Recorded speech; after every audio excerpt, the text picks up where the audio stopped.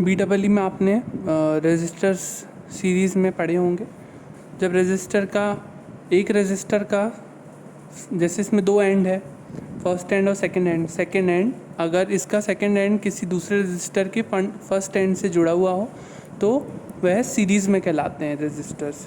या जब कभी भी किन्हीं दो एलिमेंट से या रेजिस्टेंस है जैसे यहाँ पर, तो इनसे अगर एक ही अमाउंट ऑफ करंट फ्लो हो रहा है तो वह सीरीज़ में कहलाएंगे, है ना। तो आपने इसमें आर इक्विवेलेंट जो आपने डिराइव किया था वो R1 + R2 था।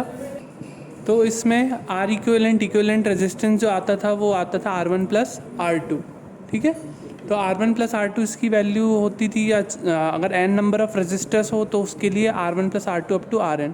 ये आपका जस्ट एक रिवीजन है, इसको आपको मैं डिराइव नहीं करवा रहा हूँ, लेकिन ये इसमें वोल्टेज डिवीजन रूल हम लगा सकते हैं। वोल्टेज डिवीजन मतलब V1 और V2 की वैल्यू कैसे निकालेंगे हम यहाँ।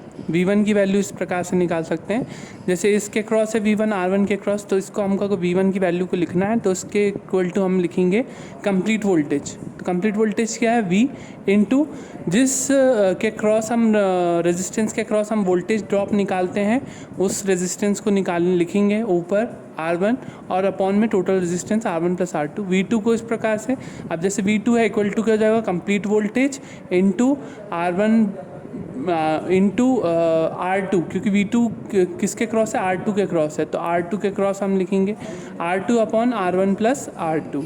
तो इस केस के हिसाब से ये वोल्टेज डिवीजन रूल इसमें हम लगा सकते हैं। इस प्रकार से अगर रेजिस्टर्स पैरेलल में हो तो पैरेलल में रेजिस्टेंस होंगे तो इस प्रकार से जुड़े हुए होंगे। ये दो रेजिस्टर्स हैं तो हो सकते हैं इससे ज़्यादा भी हों, तो उसमें इक्विवेलेंट रेजिस्टेंस आता था 1/R equivalent equals to 1/R1 + 1/R2, और एन नंबर ऑफ रेजिस्टर्स होगा तो ये अप टू 1 + 1/Rn इस प्रकार से होगा, ठीक है। और करंट डिवीजन रूल हम इसमें लगाएंगे। करंट डिवीजन रूल मतलब ये I जो है दो ब्रांचेस में डिवाइड हो गया, है ना। तो यहाँ पर I1 और यहाँ पे I2, तो यहाँ पे वोल्टेज सोर्स भी हो सकता है और करंट सोर्स भी हो सकता है, तो ये वैल्यू कुछ भी हो सकती है, ठीक है। तो I1 को हम कैसे लिखेंगे, I1 को लिखेंगे I1 is equal to total current is I, है ना, इनटू, अब I1 किसके थ्रू है, इसके थ्रू है, इस रेजिस्टेंस के थ्रू। लेकिन करंट डिवीजन रूल में हम कभी भी अपोजिट रेजिस्टेंस लेते हैं, तो I1 के अपोजिट रेजिस्टेंस कौन है, R2, तो ऊपर आएगा R2 divided by R1 + R2, और I2 निकालना होगा तो I2 के लिए हम अपोजिट रेजिस्टेंस R1 लेंगे। तो इस प्रकार से हम करंट डिवीजन रूल लगाते हैं। ये है आपका स्टार टू डेल्टा और डेल्टा टू स्टार, ये जस्ट रिवीजन है। आप देखते हैं डेल्टा कैसा बनाते थे, हम ऐसा बनाते थे। स्टार कैसा बनाते थे, ऐसा T या Y बोलते थे स्टार को। डेल्टा को ये इस प्रकार से बोलते हैं डेल्टा, है ना। तो ये RB RC RA और ये R1 R2 R3 ये स्टार कनेक्शन के रेजिस्टेंस की वैल्यूज़ हैं, और RB RC RA ये डेल्टा कनेक्शन के रेजिस्टेंस की वैल्यूज़ हैं। तो इसके लिए हम डेल्टा टू स्टार में अगर हम लिखेंगे, डेल्टा क्या है हमारा, ये है डेल्टा सर्किट, क्या है हमारा, ये वाला सर्किट है डेल्टा।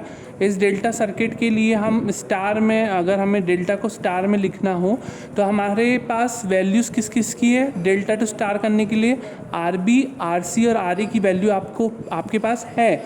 आपको निकालना किन की वैल्यूज़ है, R1 R2 और R3 की, है ना। तो R1 R2 और R3 की वैल्यूज़ आपको निकालना है। तो R1 की वैल्यू जैसे आपको निकालना है तो R1 की वैल्यू कैसे निकालेंगे हम, आपके पास R1 की वैल्यू निकालना है तो आपको RB RA और RC के टर्म्स में आपको उसको लिखना पड़ेगा। R1 को हम कैसे लिख सकते हैं, R1 जो है, ध्यान से देखें, हम डायरेक्ट इस फिगर से हम डायरेक्ट वैल्यूज़ कैसे लिख सकते हैं ये आपको सीखना है। तो ये R1 जो है किन दो के बीच कनेक्टेड है, RB और RC, तो ऊपर आ गया RB RC डिवाइडेड बाय क्या करना है आपको, RA + RB + RC, इस प्रकार से लिखेंगे हम R1। R2 लिखना हो तो R2 किन दोनों के बीच में कनेक्टेड है, देखो, तो इस केस में हम R2 की वैल्यू अगर हमें निकालना है तो R2 किन दो के बीच में कनेक्टेड है, RC और RA। तो RC और RA लिखेंगे हम RA RC या RC RA, कुछ भी लिख सकते हैं हम। तो RA RC हमने इस प्रकार से लिखा, divided by total resistance RA RB और RC, है ना। R3 किन दो के बीच में कनेक्टेड है, देखें R3 जो दो चीज़ों के बीच में कनेक्टेड है वो RB और RA है, तो RA into RB divided by RA plus RB plus RC। तो इस प्रकार से हम डेल्टा टू स्टार में हम इस प्रकार से लिख सकते हैं। तो आपको डेल्टा टू स्टार में डेल्टा में की वैल्यूज़ पता होगी, आपको स्टार में बदलना होगा, तो स्टार में बदलने के लिए R1 R2 और R3 की वैल्यू लिखना है। वैसे ही स्टार टू डेल्टा के लिए अगर हमें वैल्यूज़ लिखना है तो स्टार टू डेल्टा के लिए अगर हमें वैल्यूज़ लिखना है तो कैसे लिखेंगे हम। अब जैसे ये हमें पता है स्टार की वैल्यूज़ पता है, स्टार टू डेल्टा हमें करना है, तो स्टार की वैल्यूज़ हमें R1 R2 और R3 की वैल्यूज़ हमें पता है। R1 R2 R3 आपको मालूम है, आपको निकालना क्या है RA RB और RC। तो RA की वैल्यू निकालना है आपको। तो सबसे पहले ऊपर तो आप पेयर्स ले लेंगे इस प्रकार से R1 R2 R2 R3 और R3 R1, ये तीनों के में कॉमन रहेगा। ये ऊपर जो है वैल्यूज़ ये तीनों में सेम रहेगी, तो ऊपर की वैल्यूज़ तो सेम है। अब जैसे RA के लिए हमें अपॉन में रेजिस्टेंस क्या लिखना है वो देखना है, तो आप ध्यान रखें RA से जो जुड़े हुए रेजिस्टेंस होंगे वो अपॉन में वो नहीं आएगा, उसके जो अपोजिट में दिखेगा आपको वो रेजिस्टेंस आएगा। तो RA के अपोजिट में ये दोनों जुड़े हुए हैं और अपोजिट में ये है ना, अपोजिट में R1 है और R2 और R3 से जुड़े हुए हैं, तो अपॉन में क्या आएगा R1। RB के लिए अगर हम इसी प्रकार से लिखना है तो RB के लिए R1 और R3 इसके साथ जुड़े हुए हैं और इसके अपोजिट में कौन सा रेजिस्टेंस है R2, तो अपॉन R2 हो जाएगा। RC के लिए अगर हमें लिखना है तो ऊपर रेजिस्टेंसेस क्या है R1 R2 किसके लिए लिख रहे हैं हम RC के लिए, तो RC के लिए देखिए R1 R2 उससे जुड़े हुए हैं और अपोजिट में क्या है R3, तो अपोजिट में R3 तो नीचे आ जाएगा R3। तो इस प्रकार से स्टार टू डेल्टा और डेल्टा टू स्टार आप डायरेक्टली फिगर को देख के ये वैल्यूज़ को लिख सकते हैं, इसको डिराइव नहीं करने की ज़रूरत पड़ेगी। कुछ क्वेश्चन है आपके, जैसे ये क्वेश्चन है सीरीज़ पैरेलल में, तो ये दोनों आपको दिख रहे हैं पैरेलल में, फिर आपस में सीरीज़ हो जाएंगे, कि आपने किया होगा तो इस प्रकार से क्वेश्चन होता है। अब जैसे ये वाला क्वेश्चन ये आपको करना है, इसमें कौन से सीरीज़ होंगे, क्या पैरेलल होंगे, इसका RAB कितना आएगा ये आपको बताना है क्लास कमेंट में। इस क्वेश्चन को भी करना है। इस क्वेश्चन में आप देख रहे होंगे ये पॉइंट और ये पॉइंट सेम है ना, तो ये दोनों पैरेलल और उसके हिसाब से क्या कॉम्बिनेशन के हिसाब से RAB की वैल्यू क्या आ रही है ये भी आपको करना है। ये वाला क्वेश्चन ये आप सब BEE में पढ़ चुके हैं, तो आपको उसके आंसर्स देने हैं।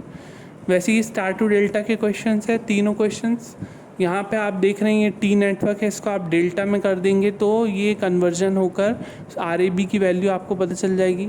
इसमें भी RAB की वैल्यू निकालना है, इसमें भी कन्वर्जन करिए, इसमें भी कन्वर्जन करिए, और इसमें तीनों क्वेश्चंस में RAB की वैल्यू क्या आ रही है।